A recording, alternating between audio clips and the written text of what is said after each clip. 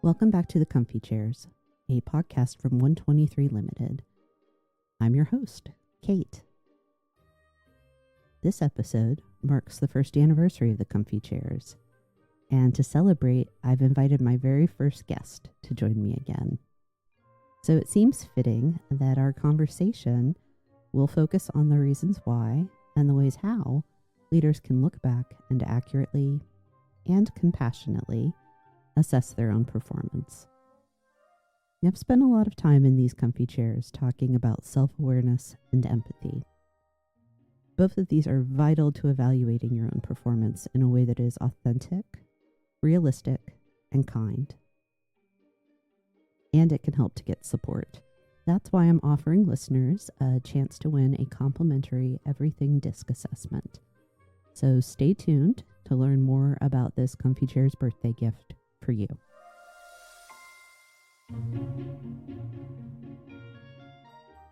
Welcome back. Thank you. Angela, I am so grateful that you're joining me again. It was wonderful having you as the first guest, and I'm just really glad that you agreed to come back for the start of year 2. Well, thank you so much for the invitation back, Kate. I remember how anxious and out of my comfort zone I was a year ago. You look much more relaxed in your chair today. Thank you. It's been a full year. I know you've had some job changes and family excitement going on. I'm looking forward to us having some time to reflect a little bit. But I thought as a way to start the conversation, I could take a minute and share my own assessment, since we're talking about accurate and compassionate self-assessment of the Comfy Chairs first year. Both my performance as a host, if you will, but then also kind of as a producer and the podcast as a whole. So what's going well, I think, is I set a monthly goal for myself to produce at least 2 episodes each month. And it's been by the skin of my teeth some months, but 100% on that. Something I'm really proud of is the guests have all given me positive feedback about their experiences, and that means a lot to me. What's been challenging, what's not gone quite as well as I would like, consistency. That's been hard overall, not just the scheduling, but building it into a regular weekly practice, since I'm still a one-woman show. Marketing, that's my learning curve. It will be my learning edge for a long time.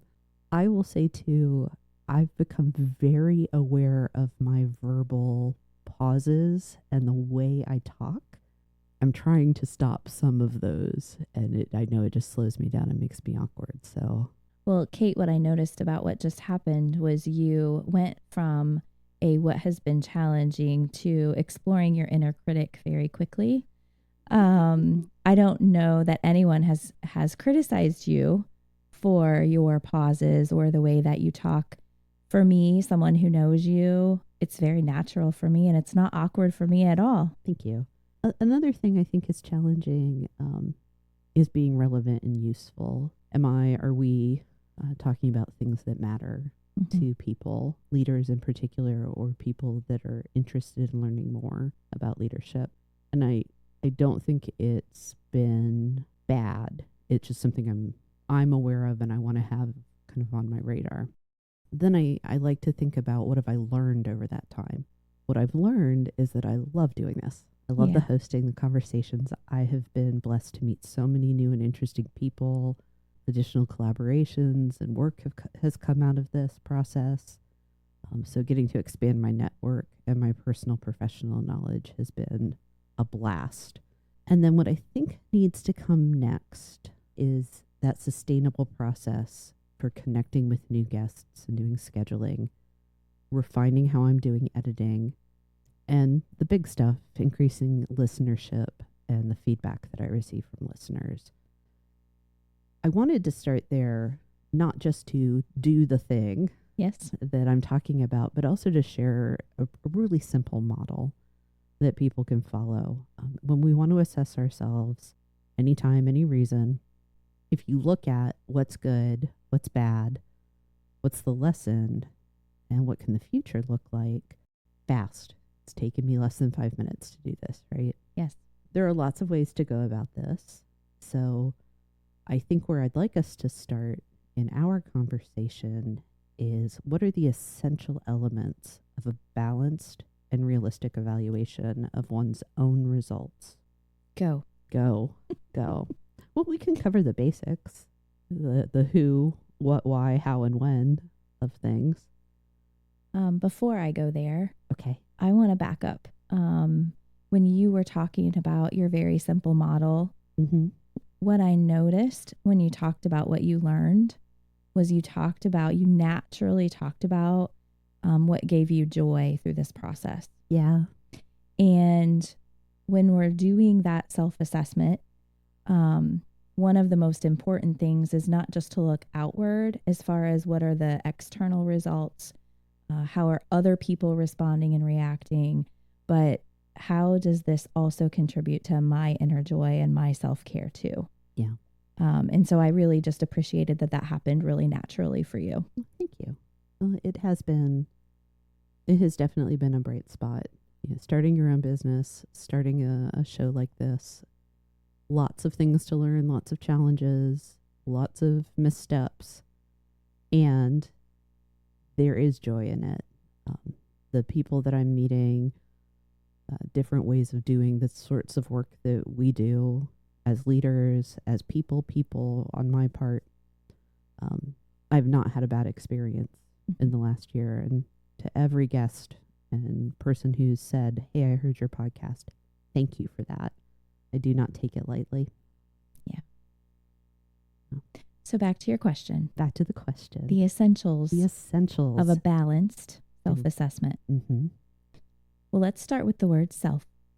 Yep. So when we're trying to do a genuine self-assessment,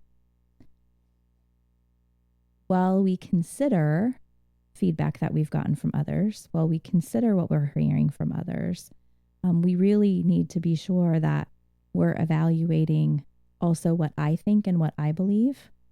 So it's taking into consideration the opinion of others, but it's not just regurgitating the opinion of others. Yeah.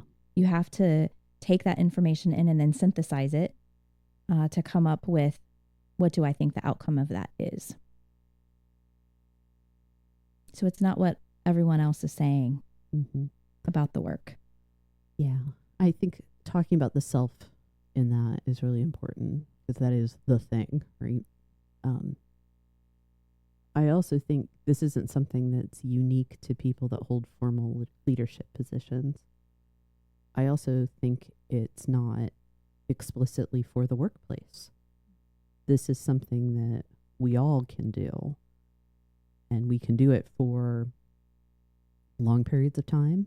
Like, let me look back over the last year, whether it's your birthday, whether it's an anniversary, whether it's New Year's, and ask yourself, did I show up the way I wanted to? Did I get the results that I wanted? What have I heard about how I was?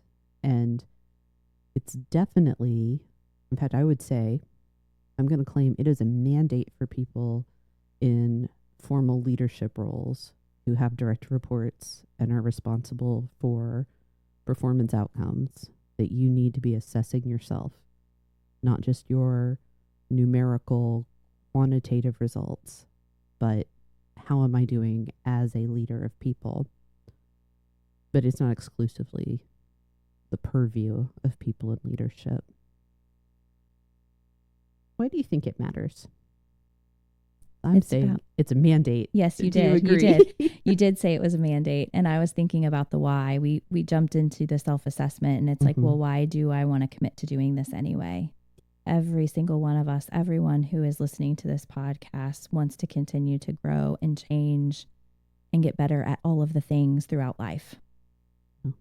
We want to improve the relationships that we have with one another. We want to continue to grow and to nurture those.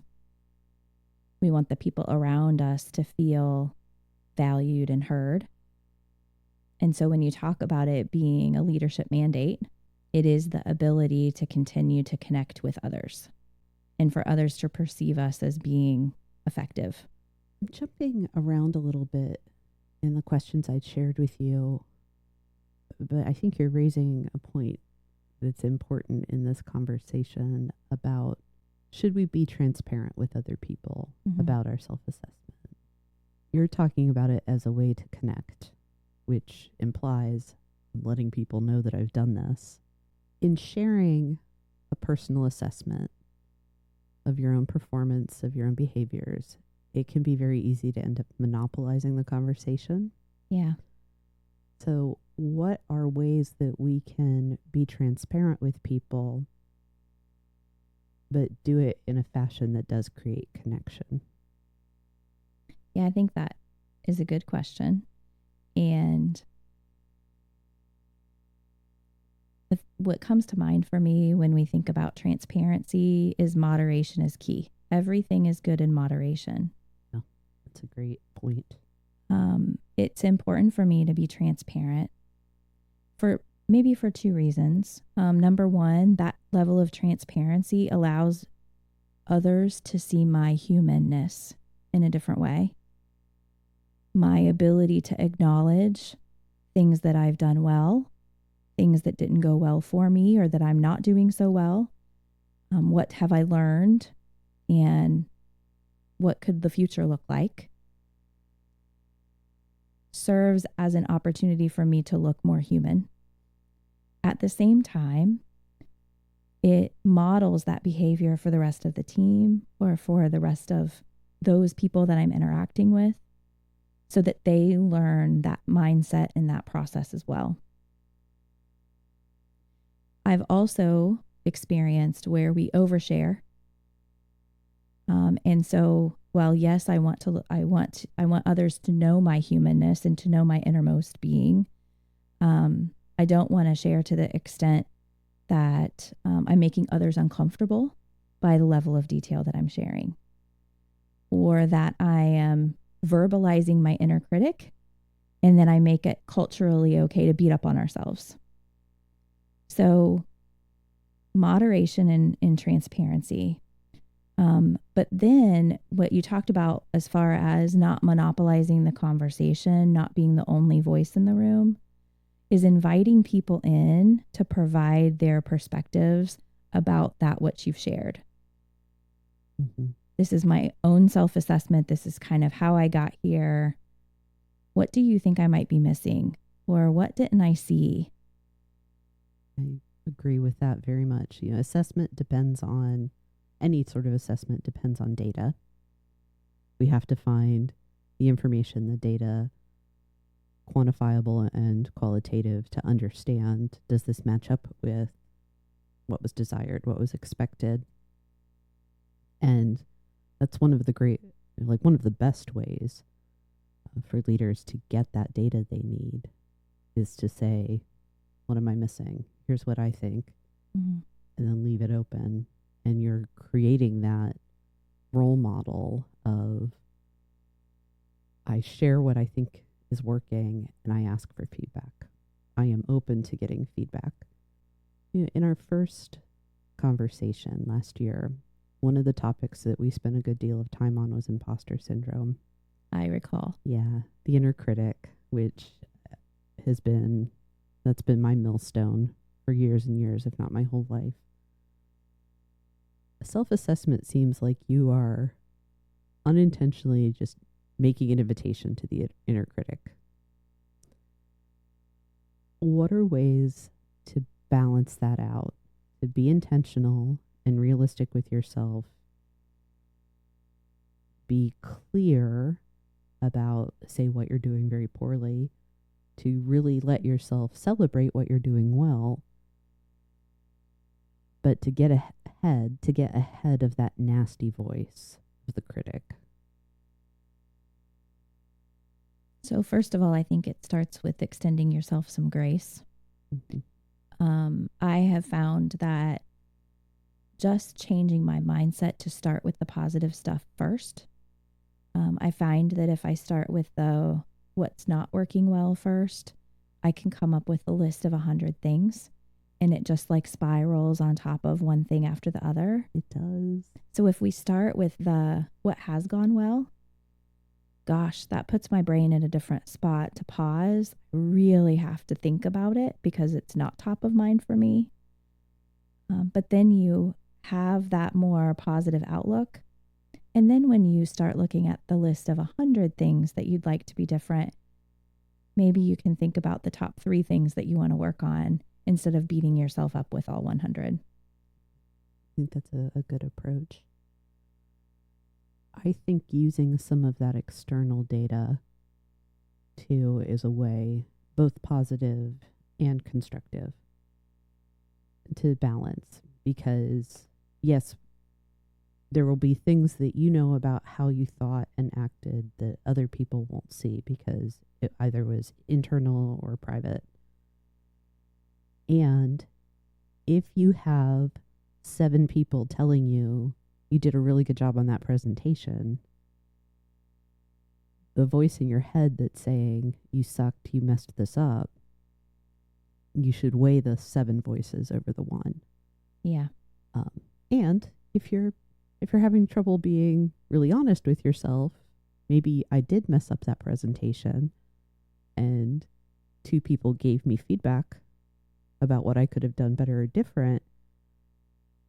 It's more than one other person. Maybe I really need to evaluate that. Tell my inner critic to take a back seat, but be honest about, yeah, I didn't ask for questions, or I rushed things, or I got all of my data wrong and haven't followed up on that. Whatever it looks like. But use the volume of external feedback as a way to really pay attention to, am I being realistic or am I disregarding what I'm hearing from outside of my own head? You also use the word realistic. Yeah. And from the very beginning, understanding what realistic looks like, not consistently setting unachievable goals for ourselves, because that will just spiral the inner critic, right? I will never be able to accomplish all of the things I set out to achieve. So ensuring that it's realistic. And I like what you said about feedback from those around you. That's also important when you set out to do something in the beginning, right? Having a cheerleading team to say, yes, you can accomplish this, or I think that might be overcommitting. Maybe you should back off a little bit. Sounds like you've had that happen. Well, and actually what's coming to mind for me is I remember one of the teams that I work with has a great idea to initiate kind of like a grand rounds. And cool. Their goal was, okay, so we're going to initiate this and we're going to do it every month. And it was like, well, do we really want to do it every month the first year? Or maybe we just want to do it once a quarter for the first year. Maybe if we do it 4 times the first year, we can learn from how is it going, what's working well, what's not working well, and then to be able to set a more reasonable or realistic goal going forward. Yeah. I like where you've taken us in this conversation, Angela, because we can't talk about assessment of performance or behavior or behavioral aspects of performance without understanding what was the goal or expectation to begin with. So there's a need to be very clear about, what am I trying to accomplish? And what is the line that I'm trying to reach, or the number, or the thing? From a leadership perspective, both for yourself and providing feedback to your team, I'm reminded, some of the words that we've been using reminded me of the model of the SMART goal. Yes. Specific, measurable, attainable, relevant, and time-bound. I think if we take that not just for goals, but also as a way to assess, be specific, look at the numbers, the measurement, that attainable or achievable is, has this been realistic? Now that it's all over and I have hindsight, was this in fact an attainable goal? What have I learned? Relevant. Did it really line up with what is needed? Or did I end up going wildly off course? Mm-hmm. And then time bound is setting those milestones for yourself to do that, whether it's for yourself or somebody on your team. It's also a way to teach people, here's how to give yourself feedback by being specific, by measuring your accomplishment, attainable, achievable, relevant, and timely. I like that you brought up a different model for us to take a look at. What I liked about the one that you shared at the beginning was that it incorporated so much more qualitative data. And so just being mindful as leaders as we move forward, that both are equally important. Mm-hmm. I think in our roles as leadership, it's always difficult to balance, right? Mm-hmm. I feel like I wake up every morning and balance is the key. Yes. And so while those measurable, realistic goals are important, we can't get so focused on that we lose the qualitative feedback that we're getting from others, that we lose the, well, great that I accomplished that goal, and did it give me joy? And did it fill my cup? Mm-hmm. And so balancing those two things together in that self-assessment, I think, is really important for our psyche. I agree.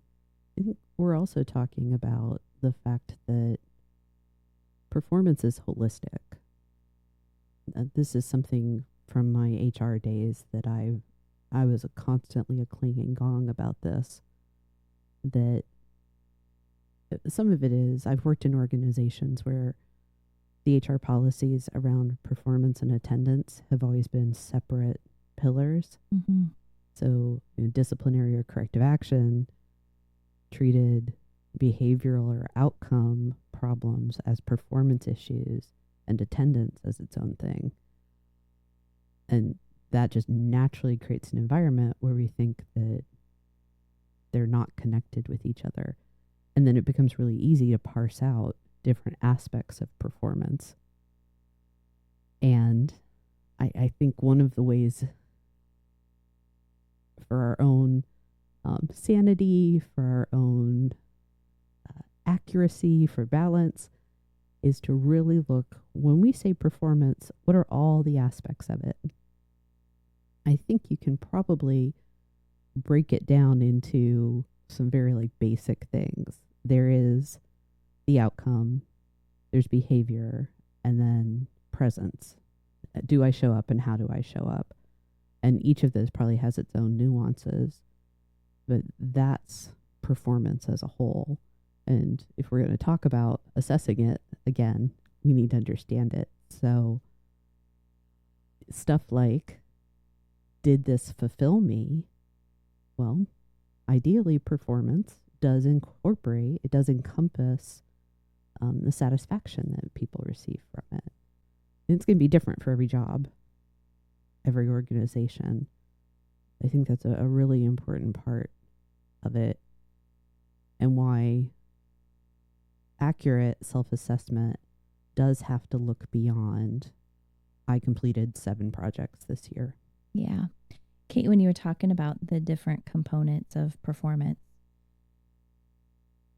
what is the right frequency? Is there a frequency for self-assessment? Is it something I do after every work activity? Is it something I do after every work day? How often do we self-assess? I am going to give you the organizational development professional's favorite answer. It depends. Everything. It depends. Great answer. It could be after every work activity. I would say, especially if you're in a new role with new responsibilities, in a new organization, if you're maybe getting toward the end of a career or a project or something, more frequency is going to be helpful. I mean, we know that annual assessments are flawed. Like, doing it once a year is never a good thing. We owe more frequent assessment and feedback to our employees. We owe it to ourselves as well. One of the practices that I've heard of being common among kind of like the titans of industry, if you will. You'll hear about this occasionally, of how these, these 7 CEOs, this is one of their secrets. It's an end of the day journaling process. Yeah. That's one way to do it. And if you're doing it not just to record, here are the people I talked to, the meetings I attended, but really reflecting on the nature of my behavior, the quality of my interactions, that is one way to do it. Even by my lights, that feels kind of overachieving. I don't know that a daily journal is really practical for everyone. I like doing a weekly look back and look forward. I am a planner person, though, so I do a weekly plan for myself. And it's an opportunity to look at, what did I do the week before, the one that's closing out, as I make plans for the other, because it naturally and logically flows in from one to the other. All things. What are your thoughts? Well, I think the good news is we get to decide what's right for us. Yes. We get to decide what works for us, and there's not a right and wrong. Mm-hmm. What does it look like for you? I admire end of the day journalers. I admire them. My brain is fried at the end of the day. Yeah. And so Been there. while I don't do end of the day journaling, I do in the morning showering. Okay. So again, this might be an overshare. But in the shower, in the morning, when I've had an opportunity to rest, my brain is fresh. All of the things that occurred the day before are flooding in.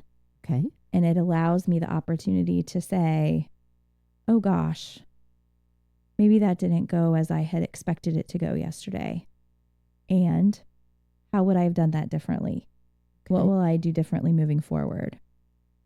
So in that scenario, that's much more focused on that behavior, self-assessment, which is not encompassing all performance. And so I can see the way that you defined the components of performance, that there's different frequencies for different components of that, right? Okay. So I feel as I'm reflecting on our conversation, I'm doing much more fluid self-assessment of my behavior, whereas the self-assessment of the thing, the project, the outcome is much more like a week by week or a month by month.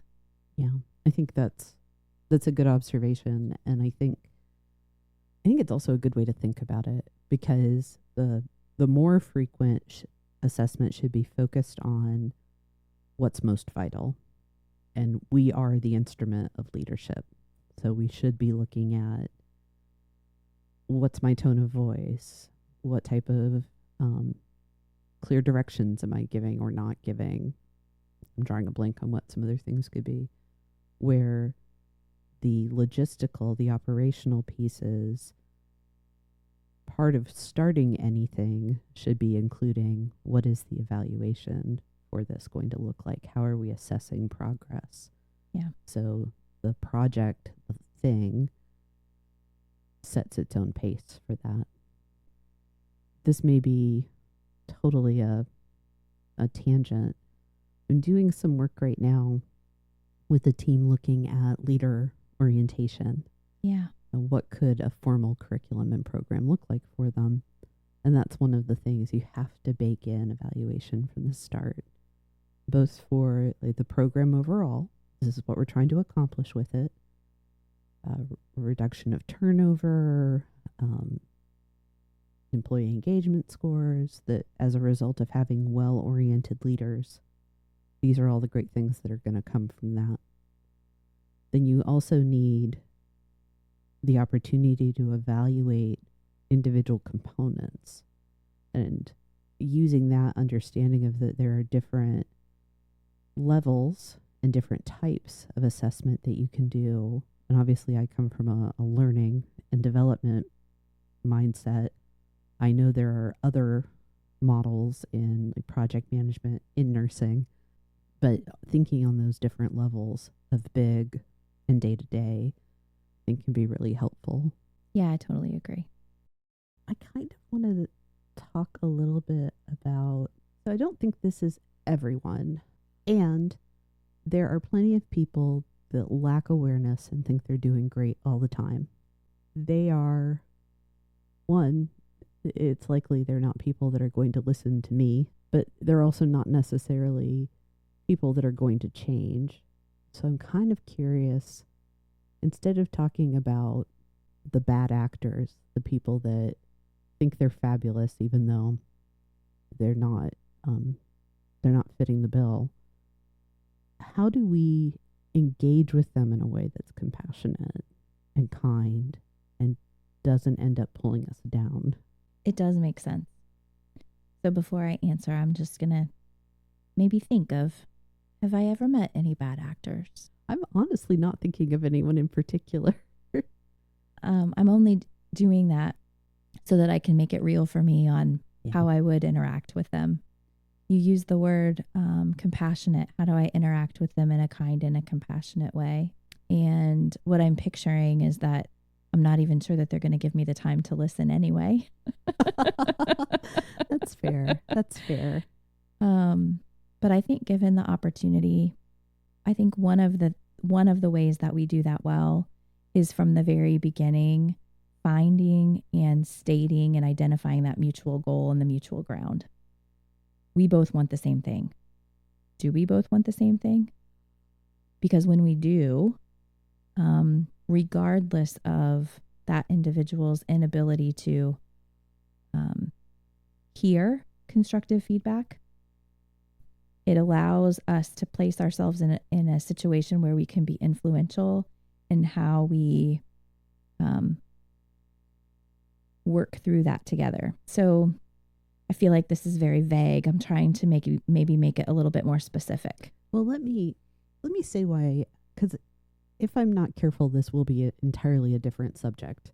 I think it could help me be clearer and for you to understand why I think this is a topic, is in the context of self-assessment. And if you're going to be a leader that does that, like has a practice of self-assessment, and you are committed to being accurate and balanced and realistic, it is a commitment. It is an endeavor. Because it's much easier to go through life not looking back on the things that didn't go well, or just moving on and not even celebrating. That's the easy path. Yes.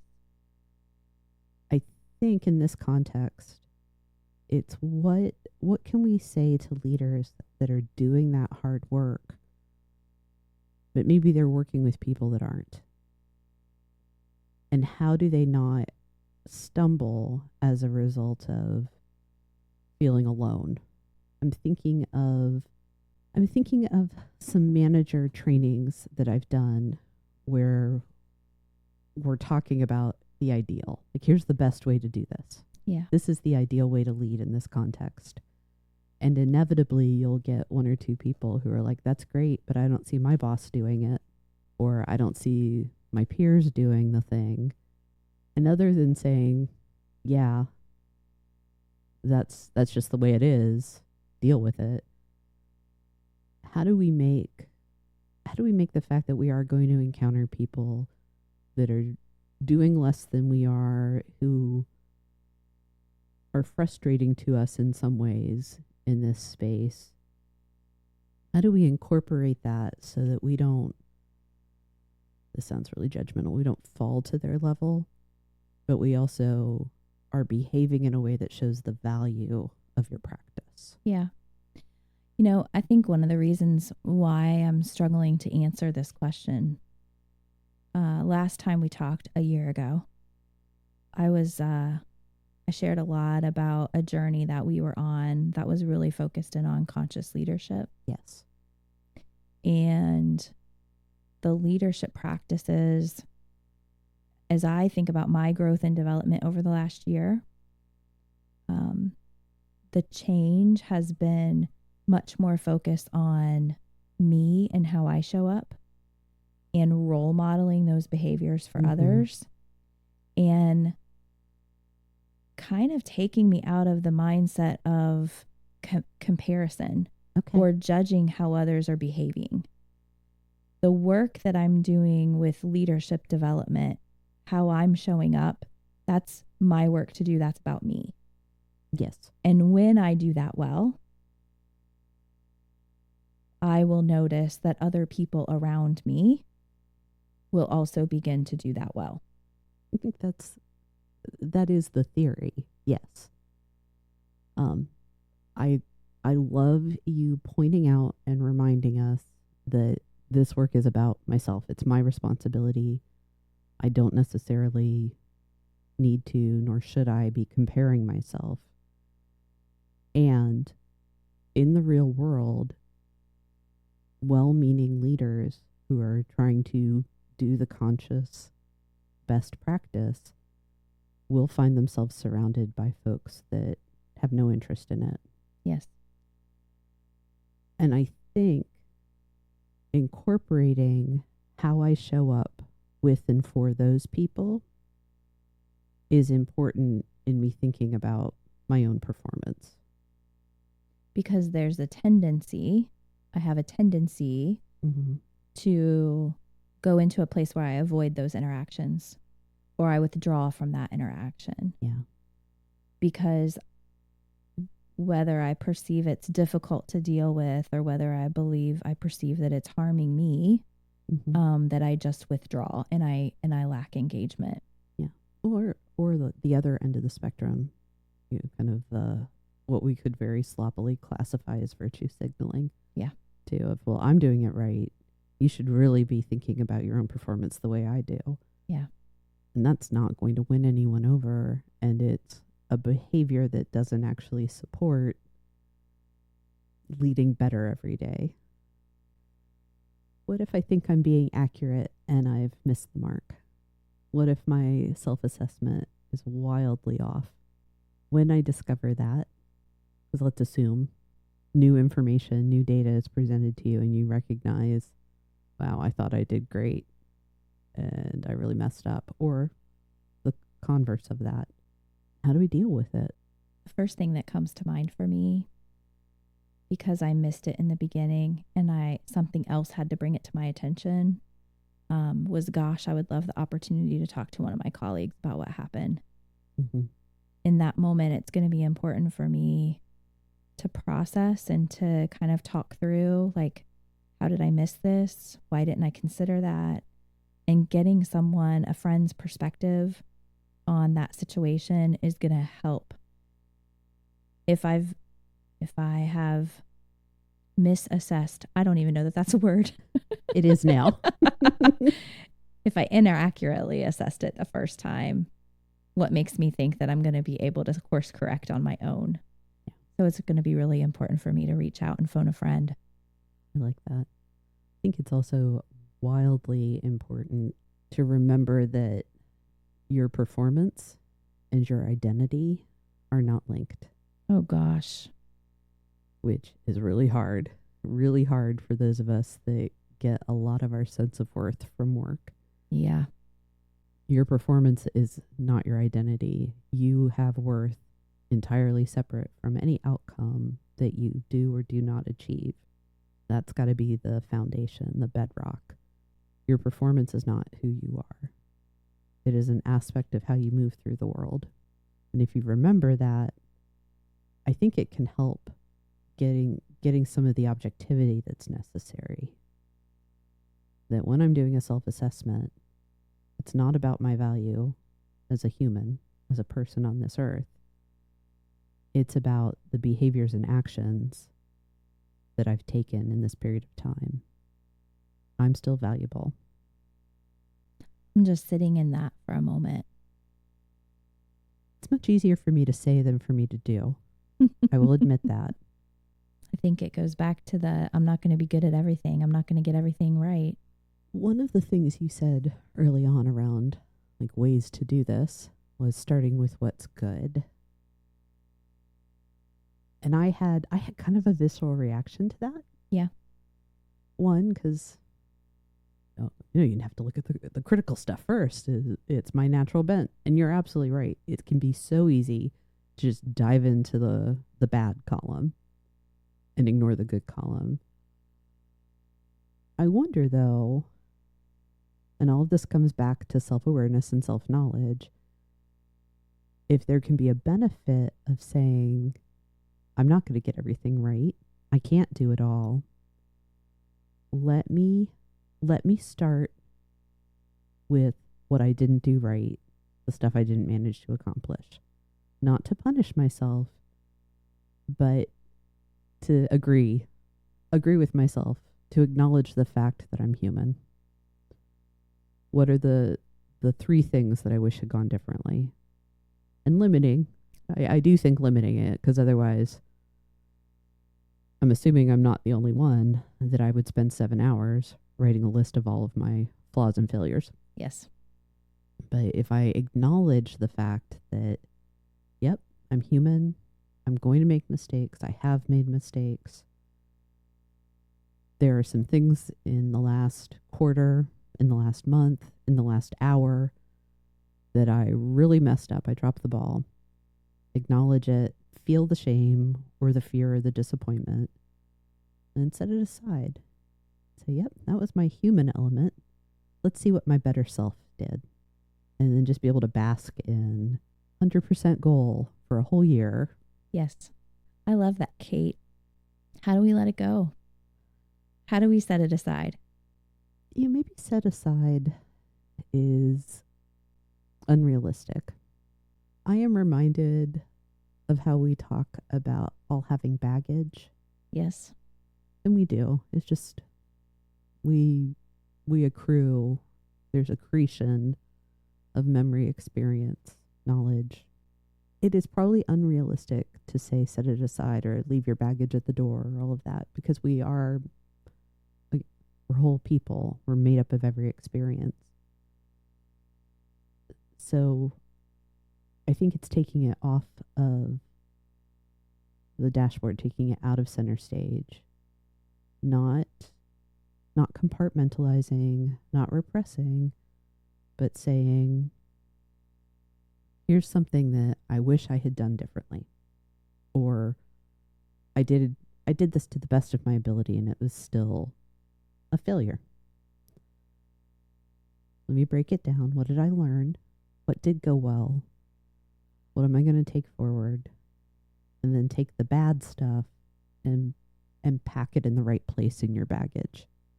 As you were talking, I was thinking, maybe we can't set it aside. Maybe we can't let it go. But we can make a conscious decision that I'm not going to let this get in the way of my progress forward. I'm not going to let this paralyze me or negatively impact my ability to move past it. Mm-hmm. And as you were talking through, again, that model of self-assessment, when we end with what can the future look like, or what will I do differently moving forward, that enables us to end on an action step. Yeah, that will help carry us past the what I didn't do well. So it's interesting that I'm going to start with the positive and you're going to end on the positive. And we're both going to walk away focused on how we move in the future.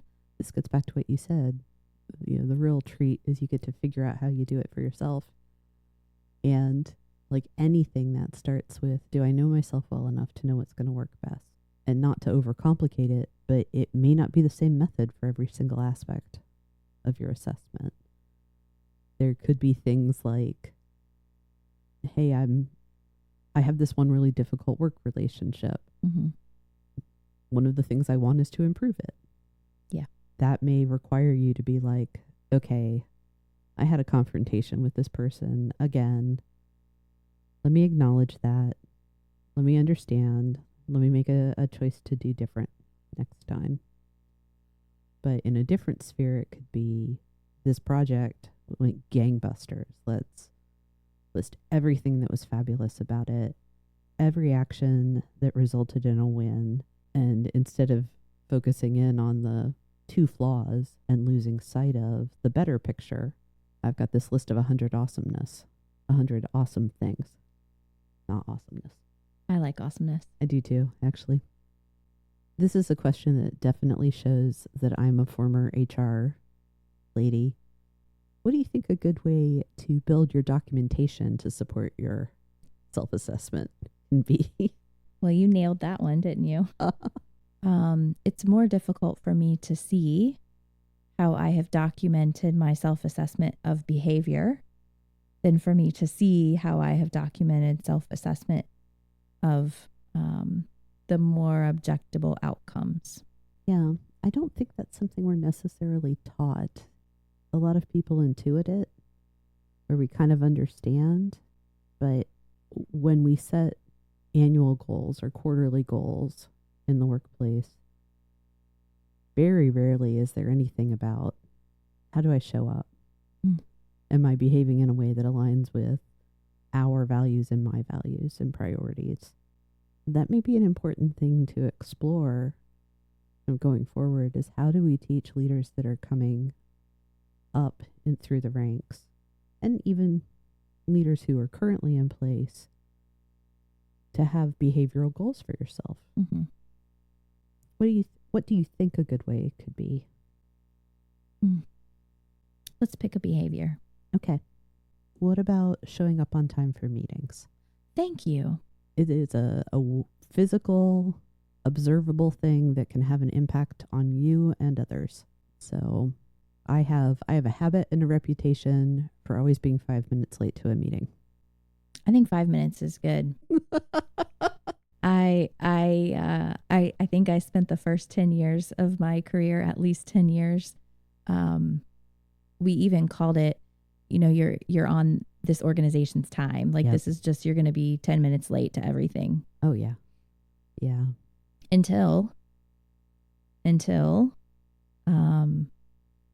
I transitioned roles and I started working in a different group, and that was no longer the social, cultural, or acceptable norm. Mm-hmm. And the meeting started on time. And when I wasn't there and I missed the first 10 minutes of content, I wasn't going to start asking questions to try to get caught back up. Yeah. So that behavior changed really quickly. Mm-hmm. That's not unique to just one organization. Yeah. The church that I grew up in, we talked about it as being this church's time. Okay. That everything started like 15 minutes.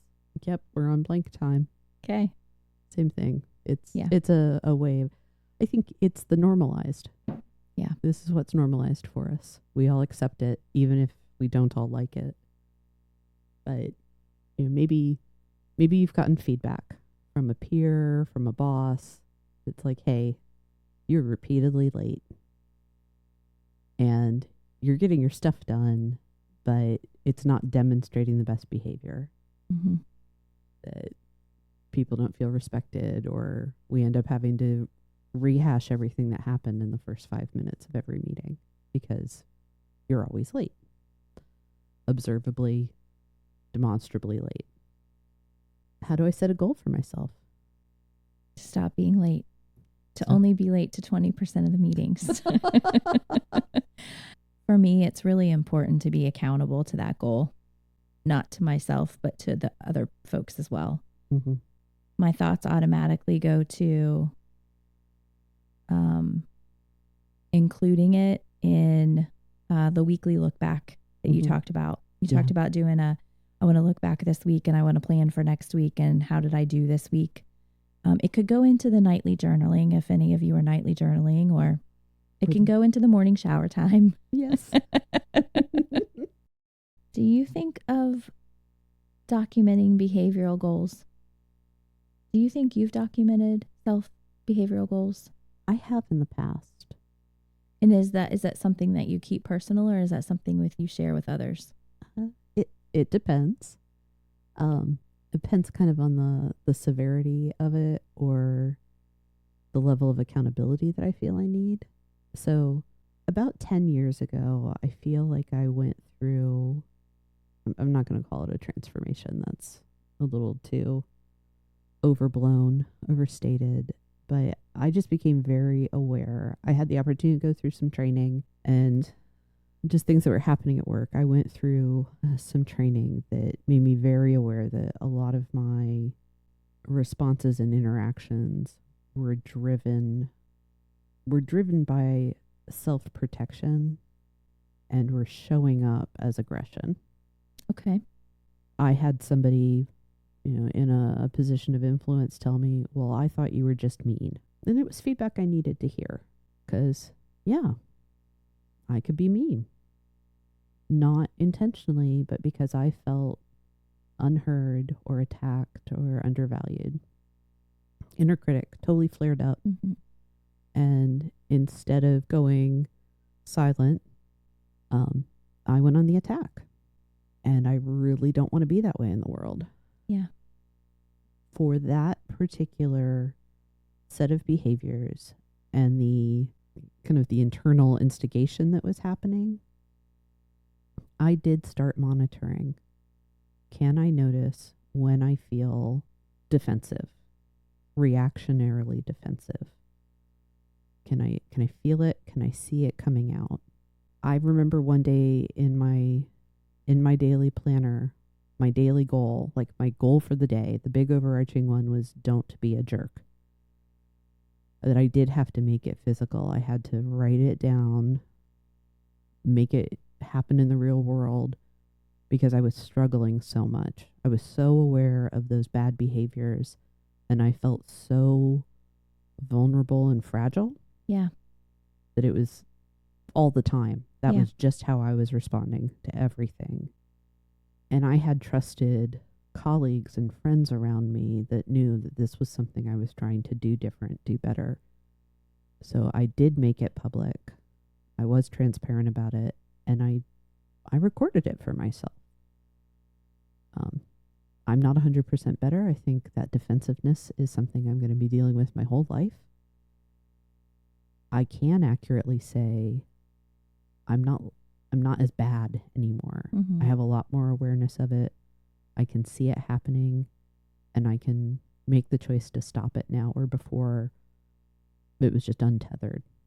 Yeah.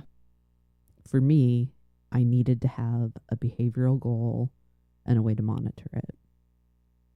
And because of how I'm wired, a lot of that took place in my daily planner. Kate, it's so helpful for me to talk through some of these specific examples. As you share your experiences and your stories, it brings to light, oh yeah, that's something that happened to me too. The thing that comes to mind for me as you were sharing that was, gosh, a long, long time ago, we went to some leadership training where we talked about, it was the situational leadership class. Okay. And we talked about the 4 styles of leadership. So we have amiable, expressive, directive. Is the last one like executionary maybe, or execute the person that executes? I'm not really sure. I don't remember. But we talked about the 4 styles. And in that class, how when you're under stress or under pressure, your style like transitions. So when I'm like by nature, I'm amiable. I want everyone to get along. When I start to feel pressure or stress, that transitions into expressiveness. So then I get loud and a little boisterous sometimes. That really helped me to identify when you were talking about, like, I want to notice the changes in my body. I utilize the changes in my behavior to better understand when I need to take a breath, step back, pause. In my team, you're right, I do share it with others. My team knows that when I get into this mode of being very directive with the work, that's not my natural style, and they know. They're like, Angela, what can we do to help? Take a breath, step back. That's really helped me, I feel like, regulate my behavior, or at least become more aware of where I'm at because my behavior is changing. Yeah. Here are the 4 styles. I Googled them while you were talking. Pardon for the distraction. No, you're good. Directing, coaching, supporting, and delegating. Okay. Very good. Yeah. And they have kind of their light and dark sides, don't they? Yes. Yes, they do. Everything in moderation. Everything in moderation. Even moderation. When you were talking about making your team aware, it made me think about asking for feedback from Yes. your direct reports. Yes. And how that can be very double-edged for all parties concerned. I'm really rabid about when an employee gives you, their boss, feedback.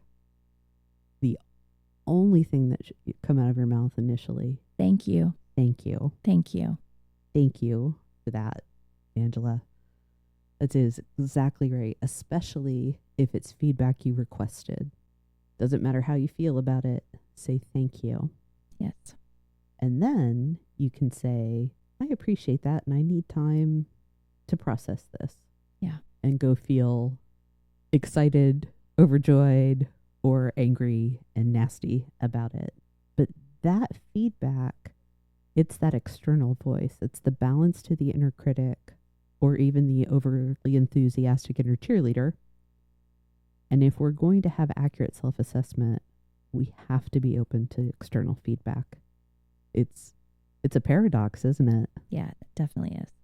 Yeah, our topic today was really focused on self-assessment, but we could talk for hours more on colleague feedback, peer feedback, direct report feedback, and feedback from our bosses. Right. It's actually something I'm doing a collaboration that's just started where another consultant and I are trying to create a guide for feedback that doesn't suck. I love it. All those topics. I love it. So hopefully that's something that we'll be able to produce in short order for the world. Yes. But yeah, assessment and feedback, they're inextricable. That the irony is, if I'm going to assess myself accurately, I really do have to go outside for feedback. The only other thing I'm still feeling a little unsettled about. Oh dear. No, it's not oh dear. Let's go back to this concept of I'm committed to self-improvement. I'm committed to self-assessment for the purposes of improvement. And I'm discouraged by the people around me that don't behave the same. Thank you. Yeah, that was sloppy before, not because of you, but me. I don't feel like it was sloppy. I feel like I'm not sure what the right answer is. Even after we kind of chewed it up and spit it out, I'm not sure what the right answer is. There's so many factors that can play into it. It's like, don't point out the plank in your neighbor's eye when you have a speck in your own. Yeah. Or vice versa. I think that's vice versa. Don't point out the speck in your neighbor's eye when you have a plank in your own. Yes, that is it. Yeah. I think it's, so I know the reason I ask myself questions like that is because I have trained and coached younger leaders, newer leaders who very naturally are doing the comparison game and who get really frustrated, understandably, when they're being taught the quote unquote right way and they see the quote unquote wrong way demonstrated by the people around them and often above them every day. And my heart breaks for that frustration that they feel, because it's real, right? It just is. So I'm so glad that we brought this back up. Okay. I'm so glad that you talked about younger, newer leaders. It took me back to that moment, a new and a young leader. And I can recall a time that I had my to-do list. I was a nurse manager at the time. Yeah. And I think I've shared with you more than once that our nurse managers are amazing, and that nurse managers in healthcare organizations, in my opinion, is one of, if not the most difficult job in a healthcare organization. I think there have been reports that say nurse manager is possibly the most stressful job anywhere. They're incredible, right up there. Incredible people. Mm-hmm. And my to-do list was 3 pages long. Oh. And I recall feeling especially overwhelmed that day and sitting in a room.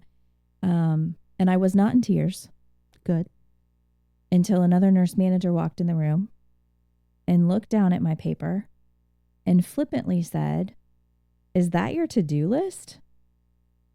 And my immediate reaction was like, yes. And don't you have one too? And that was the moment that I burst into tears, because I had this realization that, like, I'm trying to do all the things and I'm trying to keep up and I'm working really hard. And why are you being so flippant about this? Because I'm working so hard. And so that's what I pull out of our conversation. It's not as much about, comparing myself to others. It's, I'm working really hard. I'm getting tired of how hard I'm working. And how are you not struggling the same way that I'm struggling? And so it's the how we help each other kind of in that journey, versus a mindset of where I was coming to it in the beginning was like I'm doing a better job than you're doing. Pick up the slack. No, and it could be very easy to fall into that, I think. Yeah. Talking about nurse managers, one of the hardest jobs in the world, that middle manager in nursing. The fact of the matter is, managing people is one of the hardest jobs out there. Yeah. It's just complicated in nursing. People are messy. Oh my goodness, right? Awful. People are awful. Gotta love them. I want to acknowledge how difficult leading is. And what you said, that exhausted from trying to be better. Leading is hard enough. And when you layer on this whole ideal state of I'm actively self-aware, that I'm actively paying attention to my impact on others, I'm aware of you, I'm practicing empathy, I'm reviewing how I'm showing up every day, I'm looking at my operational strategic goals, in addition to whatever your day-to-day looks like. That is a lot. And it is sometimes easier to just go through the day, do it yourself, and not look back. And that's okay. Sometimes that's all you get to do for a day. And I don't want anyone listening this to think that if you're not conducting a regular self-assessment that evaluates every aspect of your performance on a frequent, regular basis, you're a bad leader. And that's not the case. Absolutely. Yes, it is a mandate that you assess yourself. Good leaders pay attention to their performance, their very own performance. A large part of that is behavior. You have to do it. And it doesn't mean you have to do it every day. It doesn't mean you have to do it perfectly. It doesn't mean that you have to do it tomorrow. Sometimes doing the bare minimum is magnificent. And that's something I think that has to be incorporated into this. That as a practice of accurate self-assessment for leaders, is the goal is never perfection. Yeah. The goal is doing a little better every day. Yeah. 2 lessons or 2 thoughts that I'm taking away from this most recent conversation. Yes, please. I ride Peloton sometimes. And one of Hannah Corbin's favorite sayings is encouraging you, the rider, just by showing up. I think her statement is, you're already doing so much more than everybody else who's still on the couch. Yes. And it's just that incremental progress, one foot in front of the other. It might not be perfection, but I'm continuing to show up and I'm continuing to try and I'm continuing to do better. The second takeaway that I have, I just all of a sudden got in my emotions about those young leaders, those that are new to leadership, and just reflecting back on what that was like is so visceral for me. Oh, yeah. And it reminds me the day that somebody told me, so it was this, 3-page to-do list. The day that somebody told me I didn't actually have to do everything and write everything down, and what it was like to feel empowered, to be able to choose I'm a leader. What is the work that I'm going to do? What is the work that I'm going to spend my time on? And what am I going to let go of? Mm-hmm. And I'm not expected as a leader to do it all. And that was freeing for me in a totally different way. I can see that. Definitely see that. Do you have any other takeaways you want to share? I think I want to be more aware of setting goals around behavior and doing some self-assessment of behavior. I think it's very easy for us in a metric-driven world, in a goal-oriented setting, to measure ourselves consistently with those objective outcomes. And I really appreciated our conversation around the behavioral goals. I feel like I do behavioral self-assessment. Like I said, I think that's my every morning shower time. But really setting some goals around how I want to see my behavior improving and how I want to show up as a leader differently. For me, it all boils down to intentionality, deliberateness in the best way. I know deliberation gets a bad rap.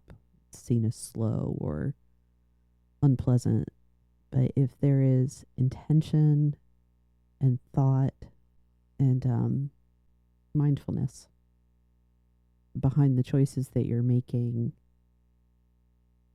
both in how you go through each day and then how you look back at it, that's the best case. Because again, it's not perfection. I am not advocating for people to keep ridiculous records of themselves. Color-coded spreadsheets. Well, that's acceptable. I mean, I have a color coding system that is locked in, and it can be as organized and as loose as it suits you.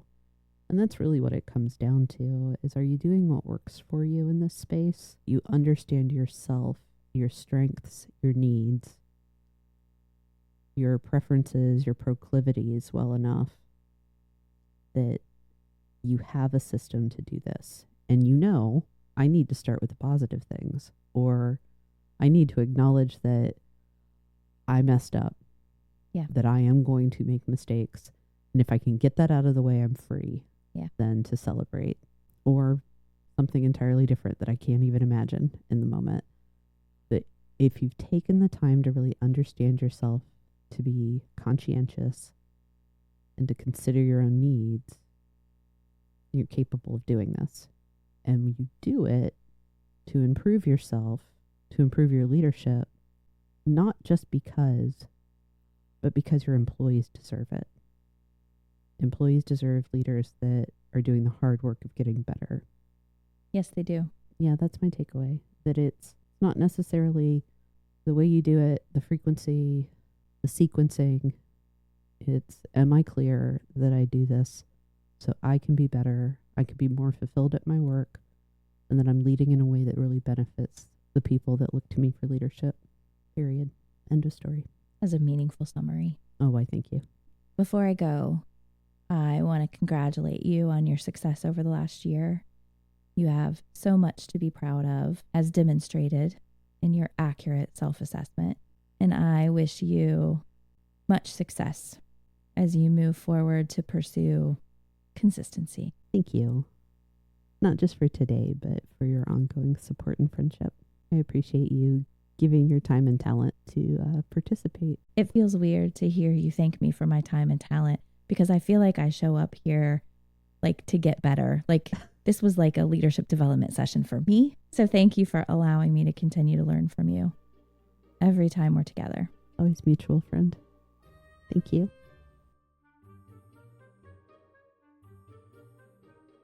Thanks for joining me in the comfy chairs, and many thanks to Angela. Again, as a way to celebrate our first year of hanging out in the comfy chairs, I'm offering a complimentary Everything Disc assessment for one listener. Here's how to enter. 1. Leave a review on any platform where you stream podcasts. 2. Visit Onetwentythree.ltd.com and share your email. That's it. Look for the links that you'll need in the show notes.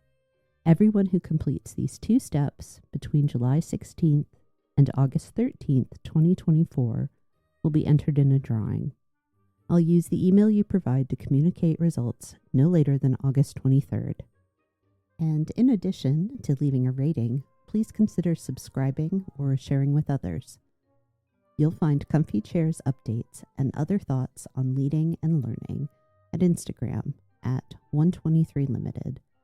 That's Onetwentythree Ltd. Thank you.